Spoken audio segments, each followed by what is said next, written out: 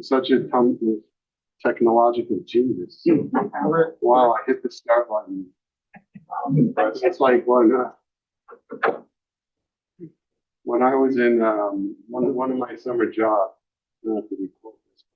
One of my summer jobs working for the cable company. It was on Cablevision on Commonwealth, right off of Commonwealth Ave in Brighton. And we used to send out the texts. And so they went to like Century Village in Brookline. And like they had 3 or 4 people at a time. And then they, so half the time it was like, they needed the switch to be turned on or something. Andrea, I put on the start. Is that what I needed to do? No. Sorry for. Thanks, Andrea.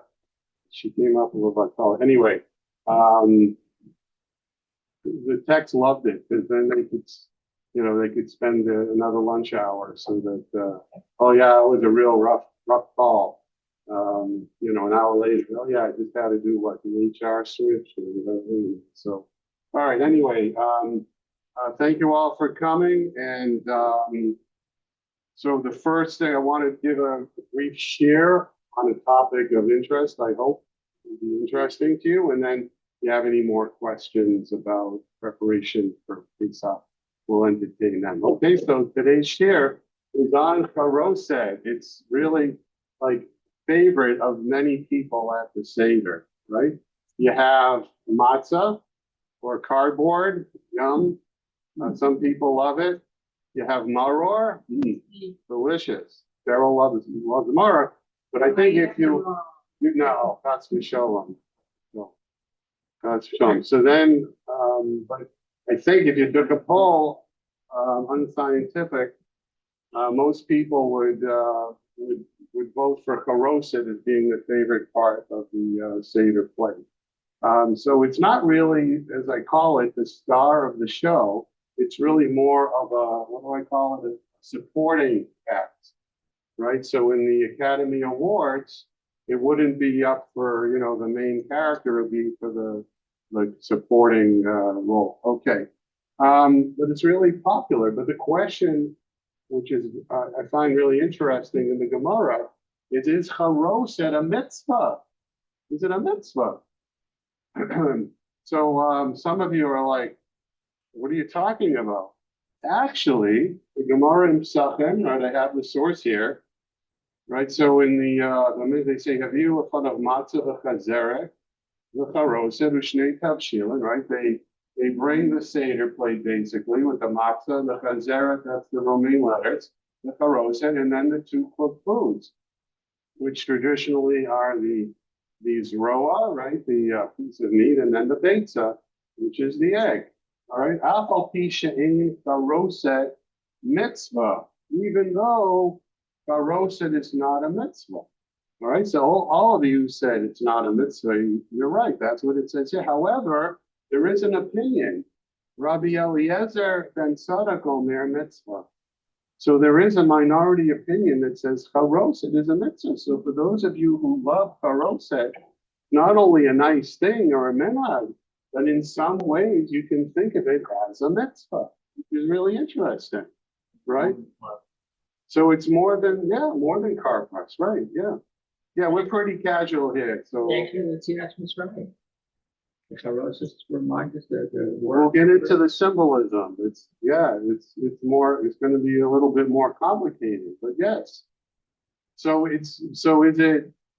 But here it's raising to a level of a ritual requirement, a mitzvah, that you're fulfilling a principle of religious service by having charoset at the Seder. All right, so so on the other hand, we have sources 115a and b, where it says Shema Mino. We learned from the previous discussion that Hai Basa Sarek Lishakoe B'Charoses Mishum Kappa. So we derived that for the maror, you have to dip it into the charoset. Why? because of the cold poison in the lettuce, right? So that's the bitterness, right? That's the chemical that's in the romaine lettuce, the horseradish, that produces that fiery feeling. So in the Gemara, they call it poison. It's like venom, they call it. So there, the charoset is not a mitzvah, but it's really practical, right? So you dip the maror into the charoset to take away a little bit of the bitterness, which is also very interesting, right? Because, well, why do you do that? If you're eating the maror or maror and you need to experience the bitterness, so why do you have to dip it into charoset? Why do you have to, remove some of it? You're supposed to experience the bitterness. So this is a very interesting custom that we have of having to dip the maror into the charoset. So far we've seen, right, that there are two opinions. Rabbi Eliezer ben Sadok says it's actually a mitzvah, right, to have charoset at the Seder. But then the main position is, no, that it's a practical thing that you have to dip the maror into the charoset. So, yeah. The mitzvah, and even on minority opinion, how is the mitzvah? You don't, that by itself. It's a secondary thing to something else. The mitzvah usually is the thing itself. This whole thing, charoset, we don't have charoset by itself. It's a secondary thing, even with kafir. It's not by itself. Right. Well, according to the secondary opinion, which we do not postulate like, but we will see though later in the share that according to those who do follow, and you'll be surprised that there are actually significant rabbanim that actually follow minority opinion. And I'll show you the different nafkaminas, the practical differences, which is central to your question. Okay, so Rashi, right? I just wanted to explain that when we say that the romaine lettuce or the horseradish has a chemical which burns, Rashi uses the Hebrew word sraf, right? And that's the word like for a fire, like the srof, to burn something. So it has that kind of burning chemical in it. I did some botanical research. I couldn't pronounce the chemical that it had. Those of you who are in that field, you know more about it than I do. But so he uses it. It's like an onion. That's the chemical that burns when you cut the onion. It causes you to tear up because of the chemical properties of it. And so the other vegetables like that and the roots have that same kind of a chemical that burns. And so that's where you take a little bit out. So you might say that you don't want to hurt yourself, right? That's a shalom. I mean, I remember when I was a kid, we had somebody that loved hot stuff, right? You have people in your family that just love the hot stuff. They go to the Chinese restaurant and they have that hot mustard, or they go to the new restaurants where you have the sriracha and all the chilies. And so we had Mike Brooks, and he loved it. And he used to love the horse, and he used to have the horseradish. One time, my father, Shalom, he made the horseradish. It was so hot he had to do it on the porch because the fumes were like, he was afraid that he was going to blow up the kitchen when my mother turned on the stove. This was a real potent batch. And Mike took a healthy spoonful of it. He was very machmir on eating the maror for Pesach. And unfortunately, he had a bad episode at that time, and we had to call the ambulance. But thank God he was okay. So that's how hot it can be. All right. So So the first opinion is that charoset is not a mitzvah. That's why everyone it's a practice. It's a minhag. But according to the second opinion, it is a mitzvah. So what does it mean it's a mitzvah? Why do we have it? The 116a, Rabbi Elazar ben Tzadok Omer mitzvah, my mitzvah. What mitzvah is it? Rabbi Levi Omer Zecher L'Tapua. It seems that only if you follow the idea that it's a mitzvah, do you have the symbolism involved? Because if it was only practical, then there would be no need to have this mishmash of interpretations. You wouldn't have. We say that the Charoset reminds us of the, whatever reminds us of it, that's only if it's a mitzvah, right? If you're using it only as a practical thing, which we pass them by, then it's the symbol, you don't have to have any symbolism necessarily, right? Because it's just a practical thing, right? So nevertheless, we still kind of make this mishmash, and even with our minhag, we do say that there's a meaning behind it and a symbolism behind it. So what is the symbolism?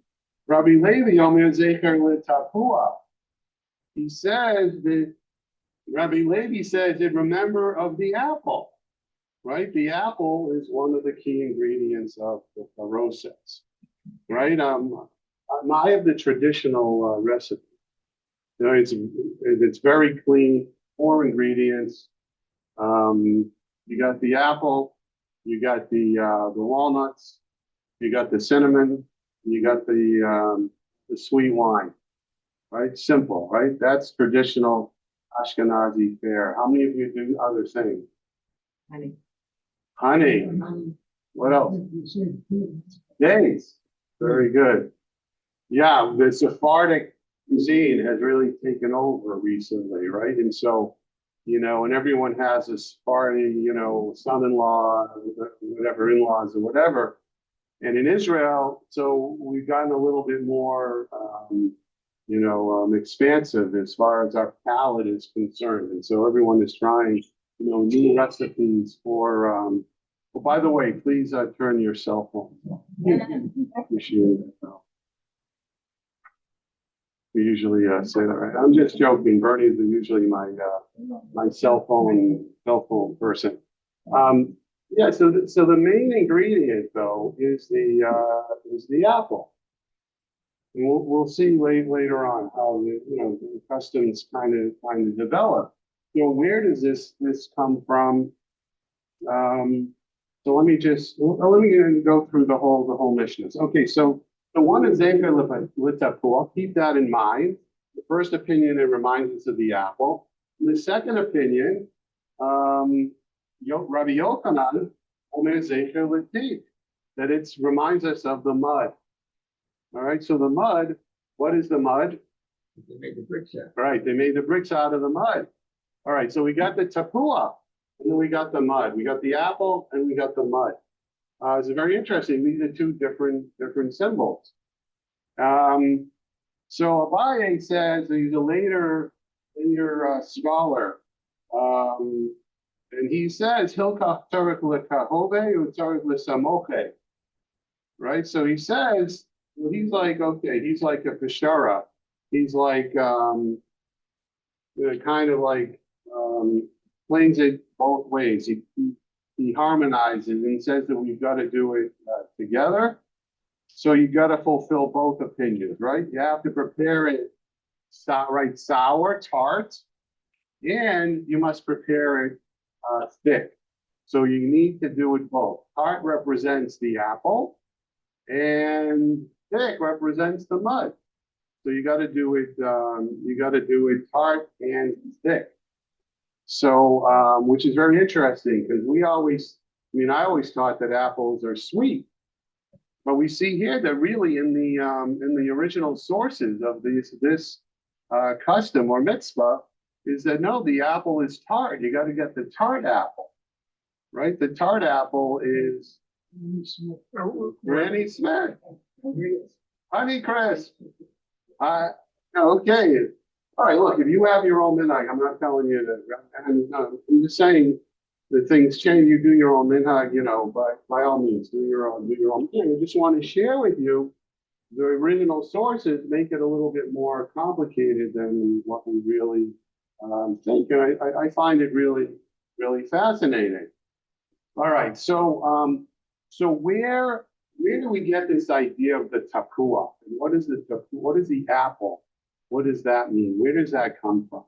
So this comes from so the tapua, so we have it kind of in here, right? So we have it here, right? Because in Song of Songs, it says under the apple tree, I awaken you, right? So what is Shir Hashirim, right? We say Shir Hashirim on Pesach, right? So what is this book of the Bible, and why do we say it on Pesach? What is because Shir Hashirim on the literal level is a love song, right? So what is it? What is it all about? So the commentaries say that it's about the love between the Jewish people and Hashem, right? So that's the symbolism involved, the metaphor, right? Because otherwise it's like, why isn't it a whole other year of how can you have Shir Hashirim as part of the Bible? It looks like a love song, and the Art Scroll translation you'll see on Pesach, and they only give it according to the Midrash. They don't talk about, it's osnish to talk about love in the Torah, et cetera, et cetera.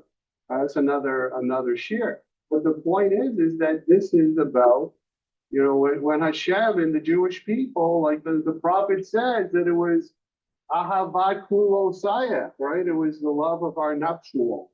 So the Jewish people and Hashem began a relationship on Pesach and culminated on Shavuos, right? Shavuos is the marriage. So Pesach is kind of like the betrothal, if you will. It's the kind of like the engagement of Bnei Israel and Hashem with the love between God and His people.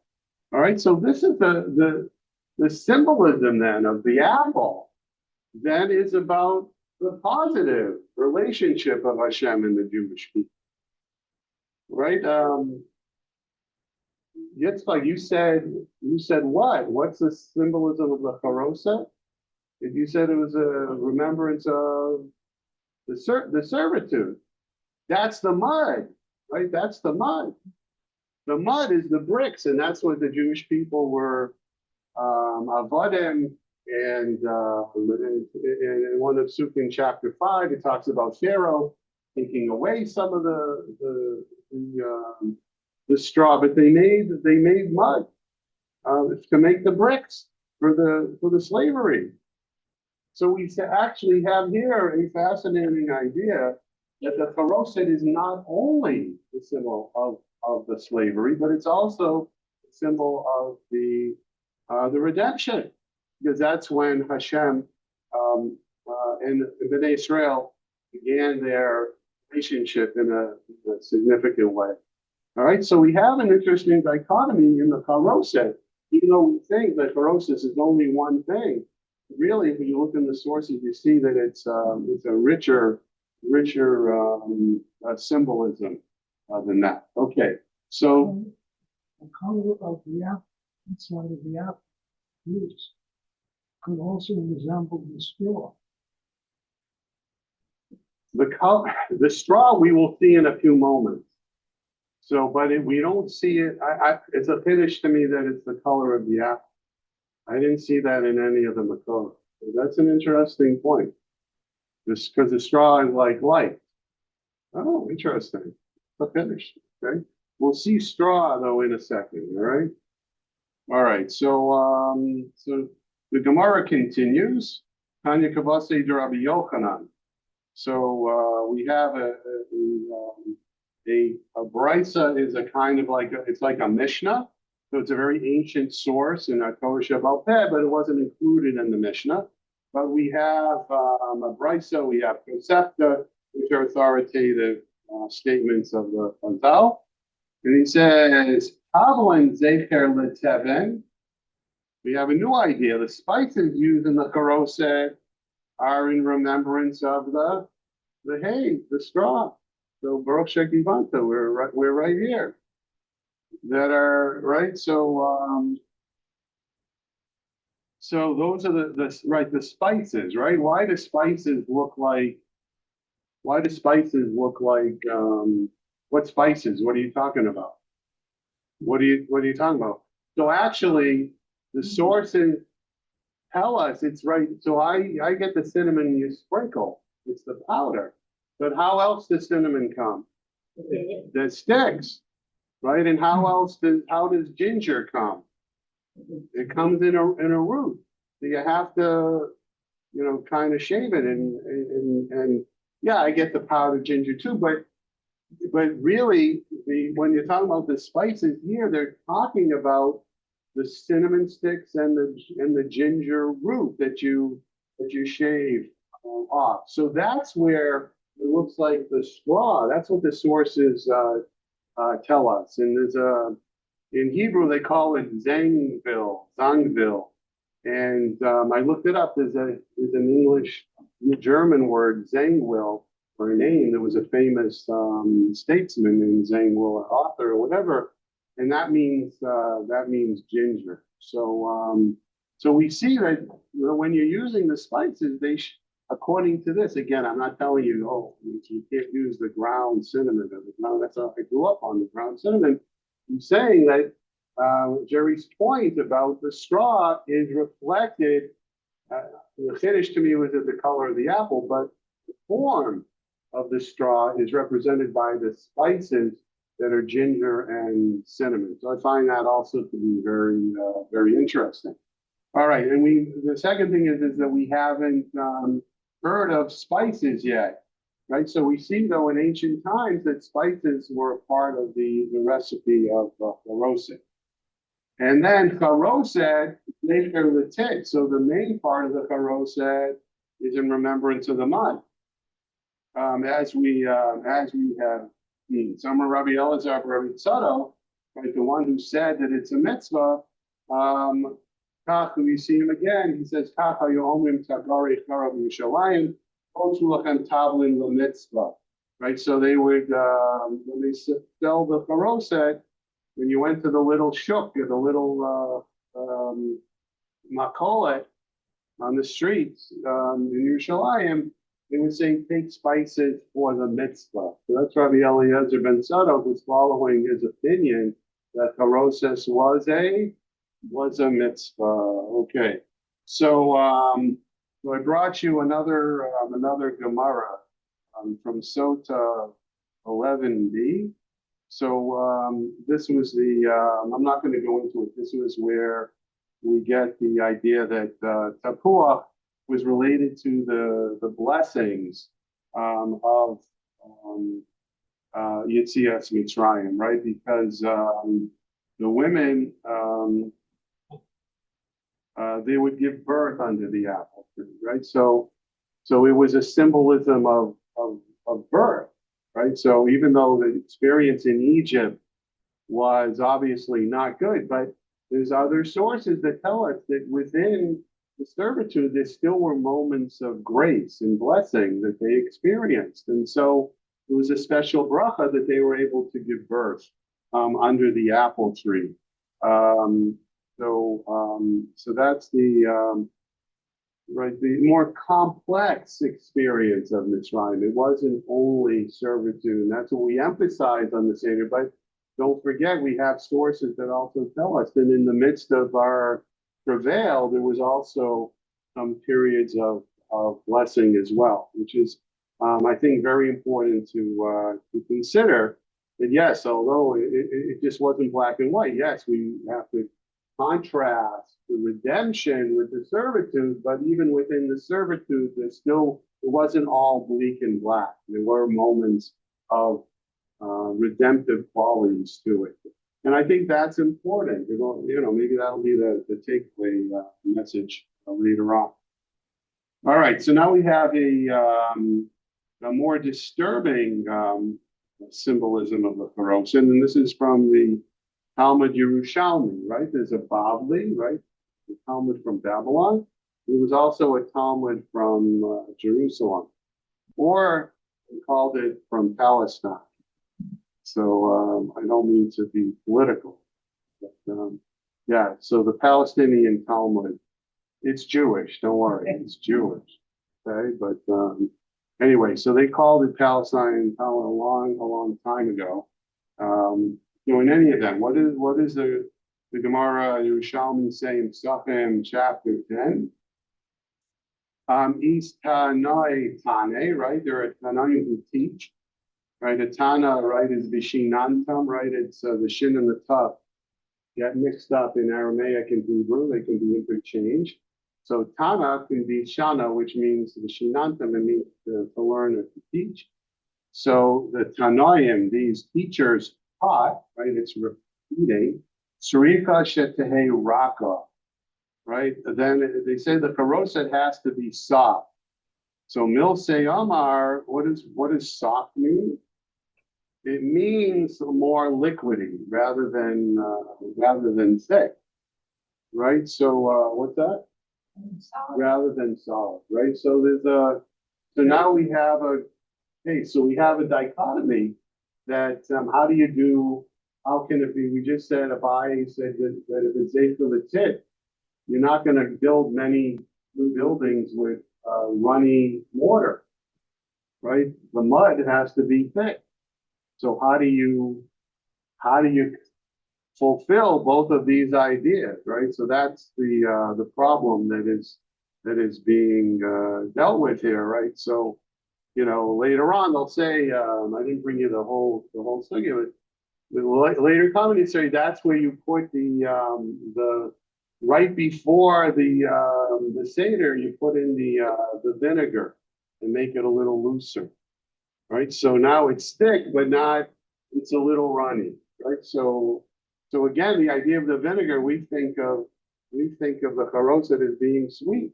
Some people put in honey. So now we're seeing now that it's really tart.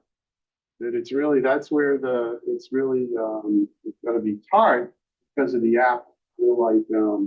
Because on Pesach we use apple cider vinegar. It's kosher for Pesach. So that's apple has a certain tartness. But here, what is the blood? Right.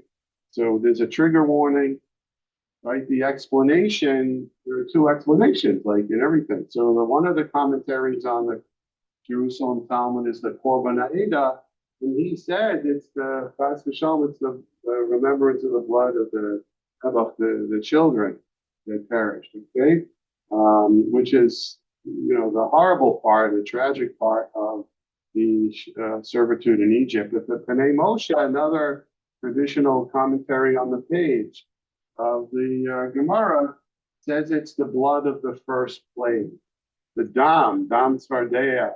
So dam of now it's the Charoset, and now it's the dam, and that's of the first plague. So once again, we have here a dual image of what the liquidy part of the Charoset has to represent. On the one hand, it represents, yes, the mud, but it represents the blood of the death of God forbid, of the Jewish people. On the other hand, no, it could be the blood of the first plague, which symbolizes the redemptive part of the Seder. So once again, we have here, and I think I have enough information another time just to do a whole share on all of the symbolism of the Seder, that every symbol of the Seder has a duality, both for the servitude as well as for the redemption and the saving part of the holiday. So here, within Charoset and the liquid part, now we also have the duality. So even if you're talking about the mud, you still can have a part that is a positive, which I find really amazing. All right. All right. So the next part on, I think it's the third page, right? The Gemara continues. We talk about the businessmen, the merchants of Jerusalem, right? Coming by spices for the mitzvah, right? This is going along with Rabbi Eliezer ben Sado and the family of PC. Why is it called pounded, right? Duha, right? So why is it called pounded? Because you have to pound it.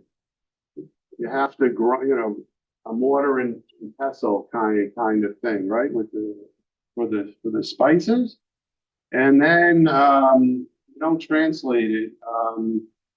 But Rogashi Rabbi, no, okay, we didn't translate that. But Rabbi Yeshua ben Levi Amar Tzrika Shetehe Aveh, right? It has to be thick. Darring.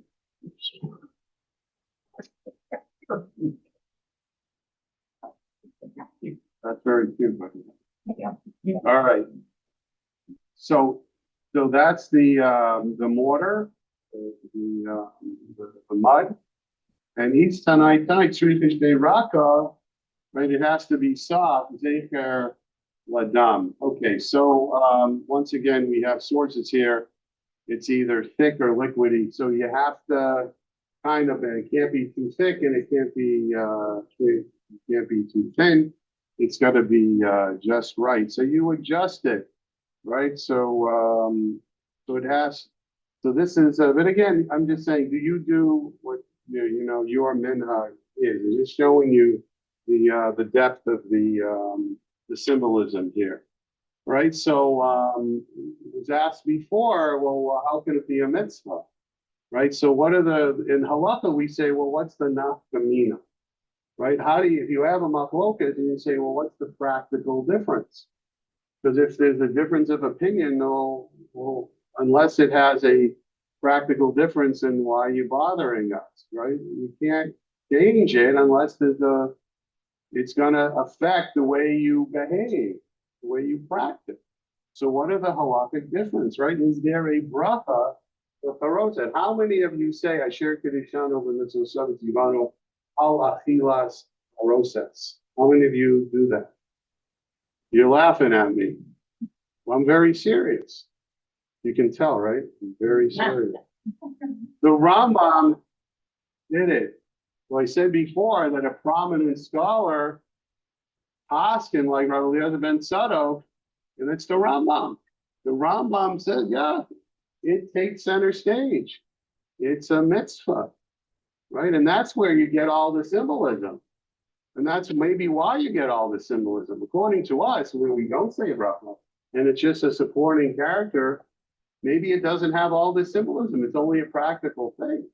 I know we said before that we kind of maybe mishmash it together, but I want you to know seriously that if you only say that it's a practical thing, then you don't get all this symbolism. Right? You can't. No, I'm joking. You can give her the explanation about the symbolism and all that, but just be aware that it's really the symbolism emerges out of saying that Charoset is a mitzvah, as we saw in the Gemara, right? It's only under the opinion of Eliezer ben Sado. All right. So, and the other question is, do we dip only maror in Charoset? According to the Rambam, we should dip karpas and matzah also into the Charoset. Do you dip your karpas? You don't dip karpas? Yeah, we do. What do you put it? What do you dip it in? Salt water. Rambam didn't. He dipped it into the Charoset. If you're having a dipping sauce, yeah, now it's popular to have 2-3 dipping sauces. The Rambam's dipping sauce was only Charoset. He only dipped in Charoset. He dipped everything in Charoset. If that's your dipper, then you use Charoset. So you use your karpas, but also you use the matzah. Dip the matzah in Charoset as well, right? To add flavor to this or whatever. It doesn't have to follow, right, what we're used to, the karpas and the salt water. Why dafka karpas in salt water? We have to explain that. We just do it because we're used to doing it. Okay, so karpas will be another shear. Because the Rambam believes in the Big Dipper, Rabbi. The Big Dipper. I think I used that in the sheet somewhere here. So Brochek Ivanti. All right, the Big Dipper. I like that. All right, so the third idea is that, right, if it's just for removing the poison, then why don't we dip bitter lettuce in Charoset all year round? Big question, right? Why shouldn't we do that? And yeah, makes sense, right? Hey, if you shouldn't be eating poison, well, it's not poison, but this sharpness, then you should be doing it all year round. Not such a big question, but it shows you So the kids at the Seder asked, why did we do it tonight? okay, so now we have, um, uh, that's the Kobo answer. Yeah, you can say that, why do we do stuff at the Seder so the children watch? Okay, that's right. That's the answer to a lot of problems. If I don't know the answer, I'm gonna say, so the children will ask. That It's a question que- is a killer, Rabbi. What's that? That question is a killer anyway. Question. If it's poison, they can kill it. It's a killer. If the question is, Right, so it's not momish poison, not momish poison, okay. All right, and the other thing is you need to eat a gazaya, right? Because you have to eat a gazaya tomorrow, you have to eat a gazaya matzah each of the times, right? So if you have to, then there'll be another nafkamina, you'd have to eat a gazaya charoset. A lot of people, eat a big, we'll get into that later on, of how thick a layer of charoset should you use. We have people that are very machmir, even if it's a minhag, they still like the largest share of the kazayas for charoset. Anyway, okay. So what about the ingredients? All right, so according to Rabbi, it has to be tart, representing the apple, and thick with the mud, which is interesting. So as far as the flavor is concerned, right? What is the tart? We say that it's tart, right? I always think that the apple was sweet, but here we see that it's more sour, tart, sweet sour, which in our family we love, but. So what's the symbolism? Yeah, what is tart? I mean, They genetically alter apples and other things to make it more palatable. So maybe they used to be very hard and they made them sweeter. Some apples are not sweet. Right. true, right? Yeah, the green apples, sure. How do you like them apples? I knew you were going to say that right in the first. Yes, but what's the symbolism? Why does the flavor have to be tart? What is that? I need help on this one. I was trying to figure it out. What is tart? What is The that? bitterness of their lives when they were Rabbi. So bitterness we know about from Maror. So But it takes away. You can't have the sweet. You gotta remember that. that's interesting. I was thinking of that. That if that is correct, right? Because tart is like it's like lemon lime. It's like sweet sour, right? So there's like and I've never seen this anywhere. So we're explaining this on our own, right? So right, because tart, I think it's really important to take a moment to think about it because it does change our opinion because we used to think that apples should be sweet. Right? So we're actually changing our view, and that's hard to do because we're so used to, after so many years of thinking of these things. I think it's to soften the heart of tomorrow.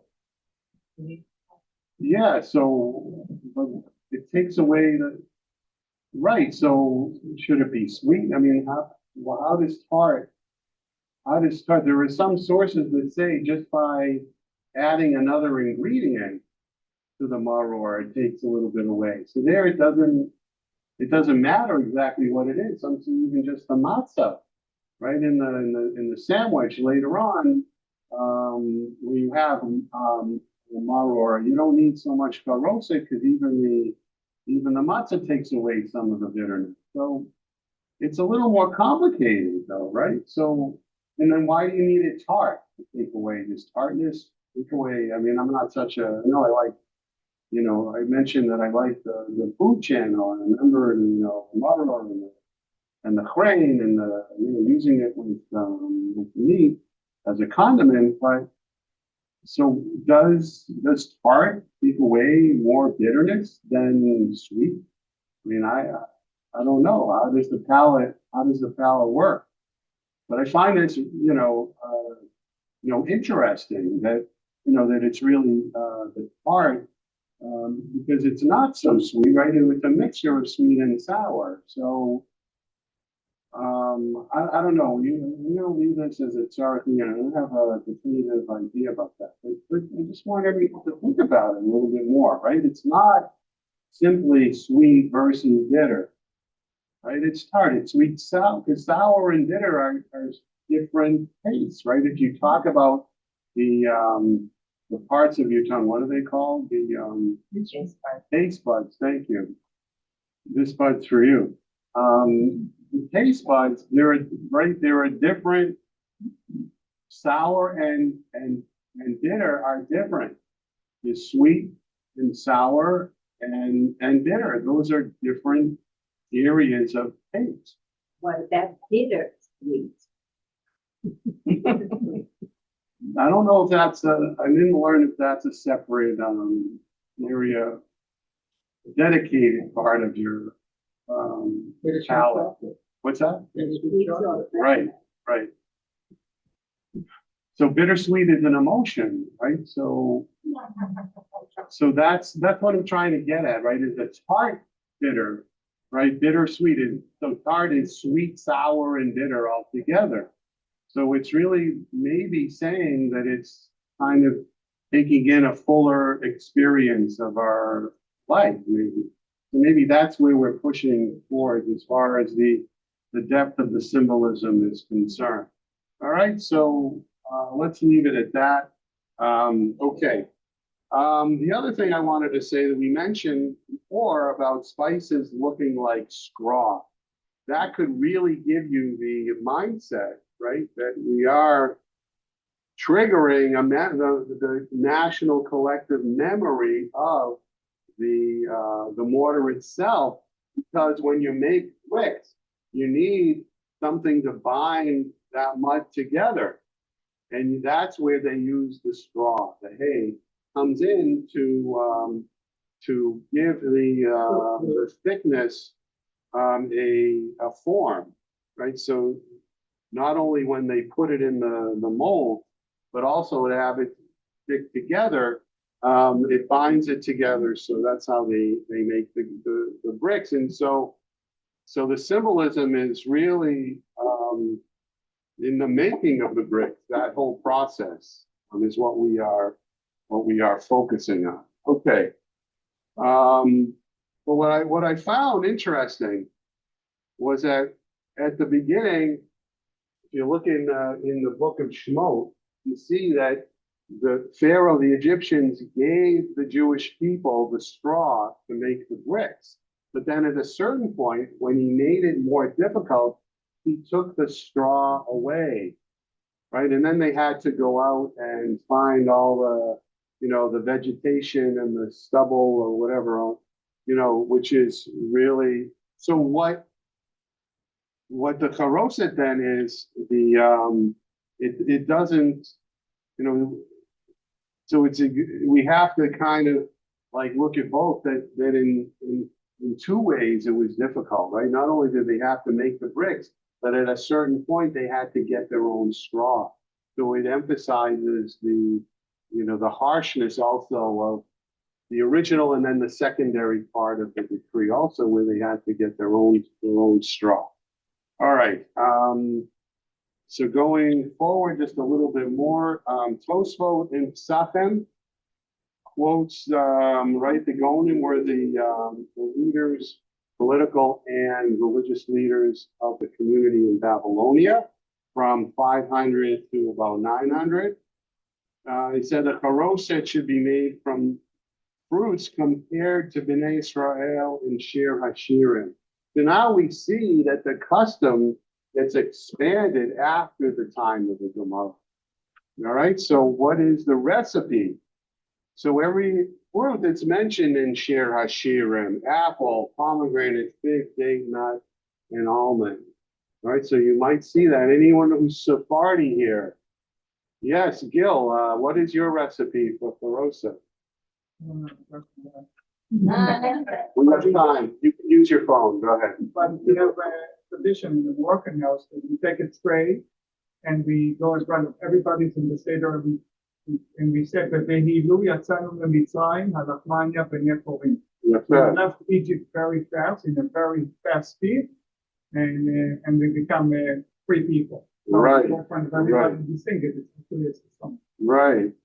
So that's another beautiful custom that in some Sephardic households where they actually reenact. I know that I also had a friend who's Sephardic, and they took things and they beat each other with whips and things like that. And scallions, yeah, scallions. So and they schlepp the knapsack over the back. You do that too. Okay.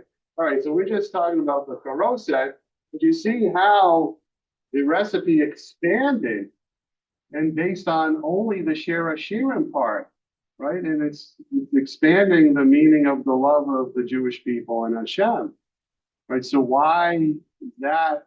Why does that? I think maybe just historically, we want to emphasize the redemptive part and have it more palatable because Jewish history has not been so kind to the Jewish people, even after the redemption from Egypt. So that's what I think is going on there.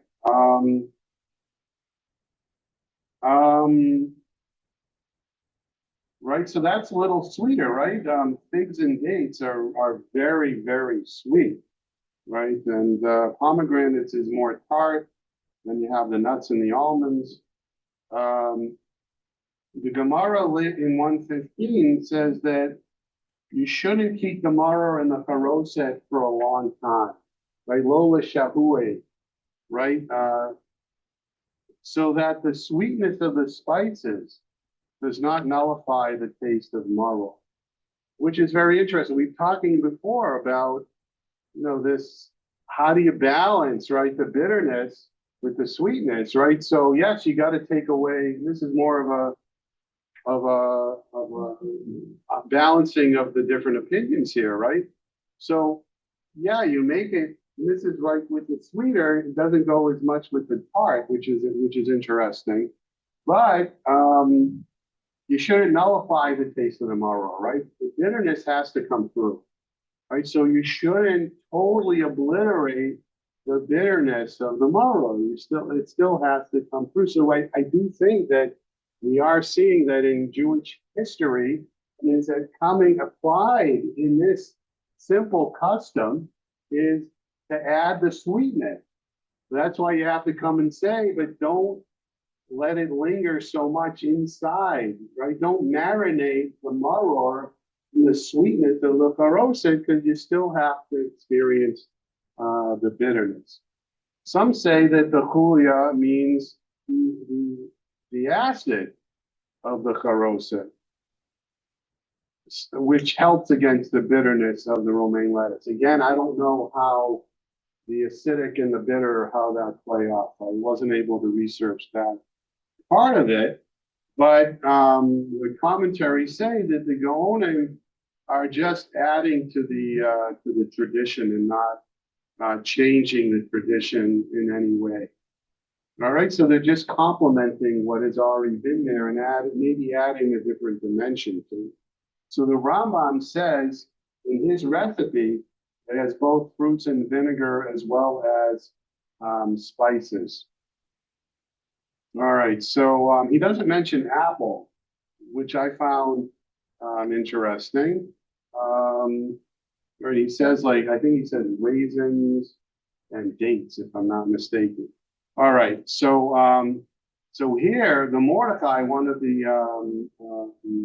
medieval scholars in France, around 1200 or so, he says that the mixture of the sweet and the bitter and the sour.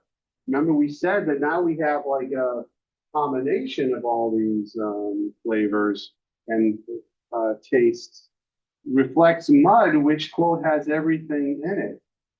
Mud, I guess you throw everything. I don't know. Mud, you can, right? It's mud, so mortar, so you can throw a lot of stuff in it. Not that we're eating it, but just conceptually, mud has everything in it. So having all the tastes in it kind of fit in with the idea of the mortar, which is interesting because that's usually as opposed to the apple, as opposed to the tartness. So all right. So and I think we covered all this issue of they do say that bitterness is part of the Charoset. So, which is really interesting because we already have maror. So, on the other hand, we have these other additional tastes, sweetness or sourness as well. So, I think in each of these ways, we have to kind of see conceptually what the Jewish community was trying to accomplish by adding different flavors to the experience. All right, so how much charoset should we eat? Right? Should we really put a thick layer of charoset on top of the maror? So the answer is no, not during the ritual, right? Not for the sandwich and not for the dipping of the maror. Just have a little bit to add a dimension to it as a condiment. But later on, if people want to eat it, say you tell them to wait till the meal, and then they can have as much as they want. They can eat the double, triple kazayas or the biggest shear, that exists. Okay, and finally, right, the Hillel sandwich. Some say that Korach does not require dipping, right? Because we've already dipped the karpas, number one. We've already dipped the maror into the charoset. So how many dippings is that? 2. And in a manishtana, how many dippings do we say? 2. So now if you're going to dip the sandwich into the charoset, how many will that be? 3. Well, where do we say that we have to dip thrice? We do once and twice. We don't do 3 times. So some say, you don't dip the sandwich into the charoset. We do a mixture. What's that? We do a mixture. You got knowledgeable people. That means beautifying the command. All right, so that would be. Maybe actually just put on. What We spread it, we don't dip it, we spread. Well, that's right. Never.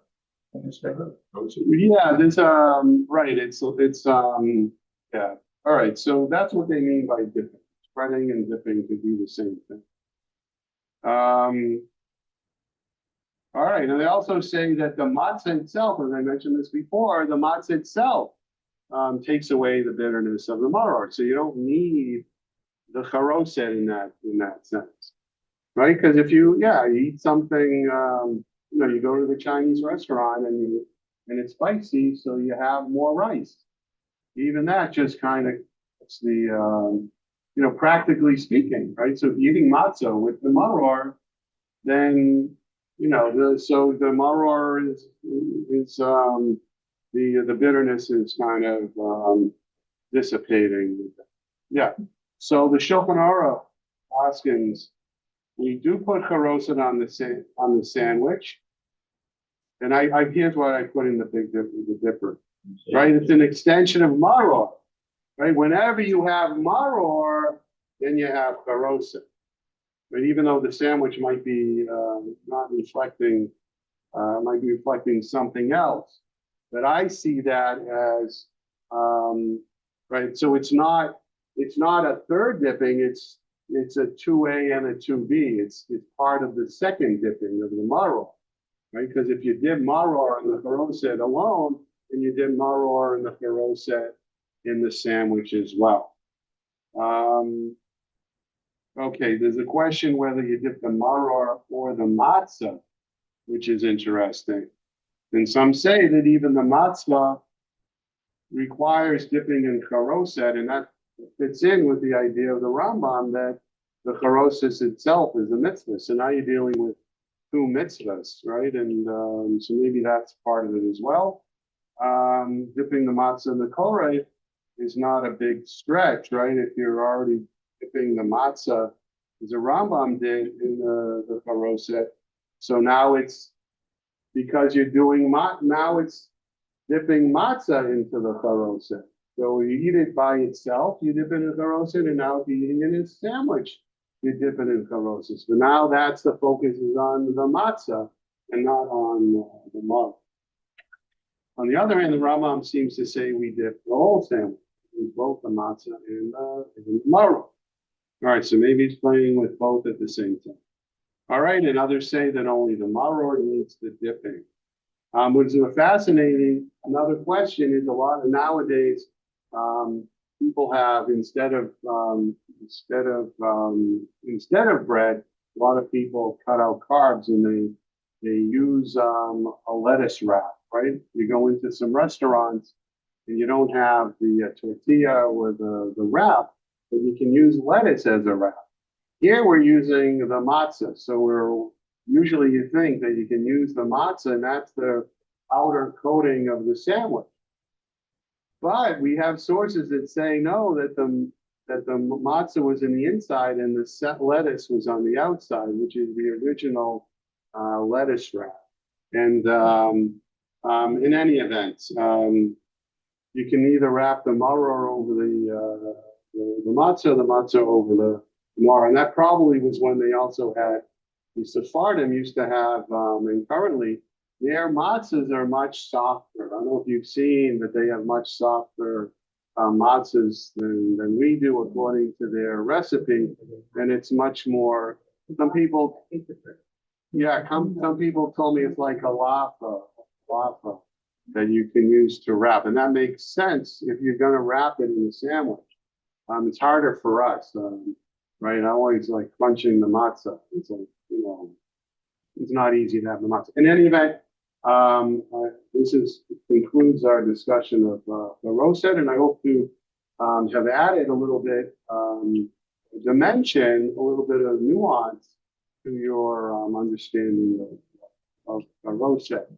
All right, so I didn't realize it would take the whole time. It's a wrap. Yes, it's a wrap. All right, I just, does anyone have any questions before you go? You can have any questions. Yeah, Rabbi. So we got rid of other photos. How much should you drink so that you're not saying, not to the other, L'chatchila, the 4 kosos, you should drink the full cup of wine. And the best way of fulfilling the mitzvah is to the cup. There are there's a difference of opinion. The minimum is 3.3 ounces. The larger share is 5.4. So if you can't, the last 2 cups, if you really just can't drink the wine, then you can use grape juice. But you should drink the whole cup as the lechatchila. B'diavad, you can rove coast more than half of the cup. All right? Yes. You call it the Seder, right? Some are the one I go through every year. I've been doing it for a couple of years now. Okay. Some are the Hazak, it seems like a mismatch in the how many plays and whether it's 400 each one. To me, it doesn't seem like the Seder. It seems more like, yeah, there is an element of randomness to the Haggadah, which in the I think a couple months ago, one of my first year here, I did just focus on Seder and gave a kind of an overall understanding of the structure of the Seder, right? So within, there are differences of opinion, right? But they all do coalesce on a rubric that is used, and you have to be knowledgeable in order to understand what the order of the Seder is. I did a long time ago. I gave a shir on the order of the order. order is, seems to be important, but there are, like in rabbinic literature, there are differences of opinion. So you have to accommodate, that there will be other thoughts that are brought in the Haggadah. But there is a pattern that's being used, and if you go back and listen to that shir, one of the shirim, I don't remember which parsha it was, but you can go back and listen to it. Yes. Okay. If one cannot drink water for the Charoset, is it preferable to drink grape juice and water it down, or have light grape juice? Light grape Pictures. juice. Well, let's ask Rabbi Cheryl. She's getting open. Thank you. I don't. Can somebody drink grape juice? Yes, if they have to drink grape juice, they cannot have one medically. Right. Is it better to dilute full grape juice? Or Why do you have to dilute grape juice if you're having grape it's juice? because of the sugar? Another issue, Jerry. Ah. It's better to use the second preference is grape juice, all grape juice. Right. So what is preferable Grape juice to? light, half the calories, half the sugar. How is grape juice light made? Is it juice and just the sugar is taken out? It's 40%, yeah. Oh, it's already diluted, so I don't see the difference between buying something that's diluted or diluting it yourself. But you still should use, what your doctor would say, find the best solution. But if it's more than 50%, I don't think there's then it's a question of, try to get something you can use at least 50%. Yeah. How about putting ice cream out the wine? You put ice cream in the wine. You can't have it. So diluting the wine. The wine is not even in the picture. Is this a separate question or the same No, question? you think that Oh, part of the same question. Well, if it's grape juice, then that's just, you're just further diluting the juice. So if we're already accepting that you can dilute it a little bit, so the ice is no difference between ice and water. Can you dilute our wine? In ancient times, they used to have very strong, and that's why they say Mosgen low cokes, right? They mixed wine. They didn't just pour it, but they had very, very concentrated wine, and then they added water to it, usually like 3 parts to 1.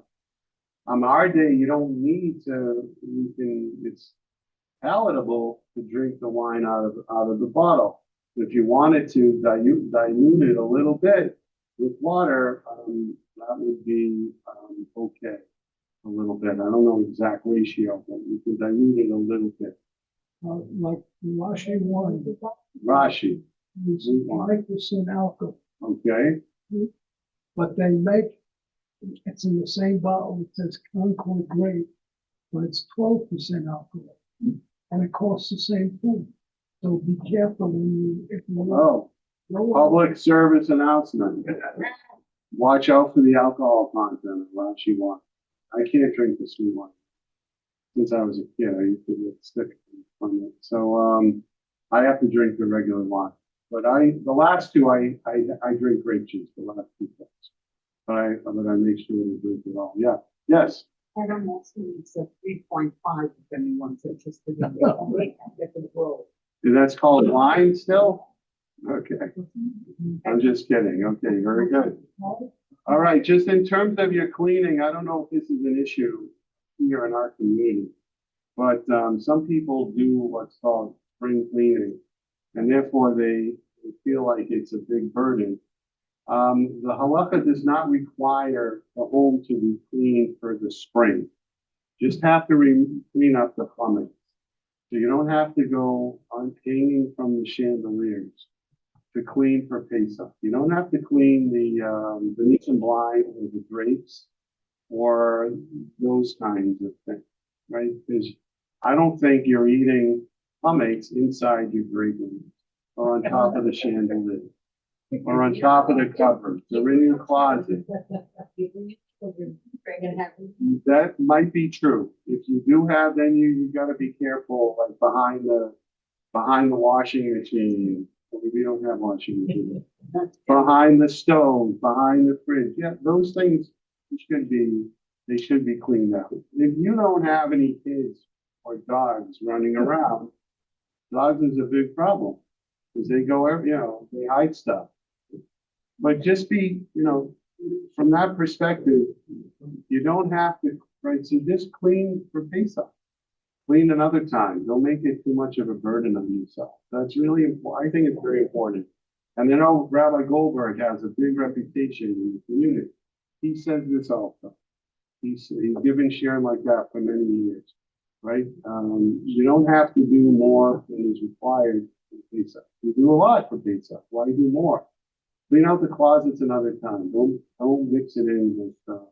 You can keep half stuff in the pockets of your skirt or your pants accidentally. So you should clean out your pockets, and if you're eating with sparring at the table, folks can tell us to, like your benchers, like, use other benchers. Different benches, you got go different benches. But during the week, you're benching too, right? So use the Haggadah for. The Haggadah doesn't have to be for the Seder. It can also be during the week, especially for the benching. Excellent point. Well done. All right. Any other thoughts? Roll Questions? post. Do you Roll raise- toast. Yes, you raise it on but over 5. Whatever your coast is, that's the roll coast. Okay, yeah. Now, if you put an ice cube in, doesn't it change the road? Well, that's what I was saying. Like you shouldn't dilute it so much that it's like more than 50%, right? Because if you're not drinking the whole thing anyway, you're already lowering the sugar, lessening the sugar, right? So, if it's okay with your doctor, and B'diavad, you can only drink the 2 ounces of a 4-ounce toast. That's okay. That's fine. That's better. Extra shot. But you shouldn't. What? An extra shot of insulin. An extra. Okay. All right. Anything else? All right, folks. I wish everyone Kasher the Sameach. Take care. So many comments. Yes. Bernie's first. You have, Yeah. I didn't know I was at the.